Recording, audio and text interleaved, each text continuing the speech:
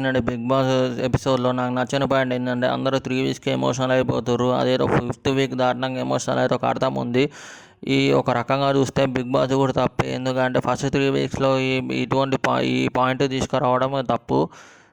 ఒక 5th week దాటినాక తీస్తే కరెక్ట్గా ఉండొచ్చు అన్న పర్సనల్ ఒపీనియన్. నెక్స్ట్ ఈ సీజన్లో బలిపశువు కాబోతుంది దమ్ము సిరీస్. ఎందుకంటే తను ఫస్ట్ 3 వీక్స్లో నామినేషన్లో లేదు. నెక్స్ట్ 4th వీక్లో కానీ 5th వీక్లో కానీ నామినేషన్లోకి వస్తే డైరెక్ట్ ఎలిమినేట్ అయ్యే ఛాన్సెస్ ఎక్కువ ఉన్నాయి. ఎందుకంటే తను ఆడింది లేదు, పెట్టింది లేదు, జనాల్లో కూడా చాలా నెగిటివిటీ ఉంది కాబట్టి.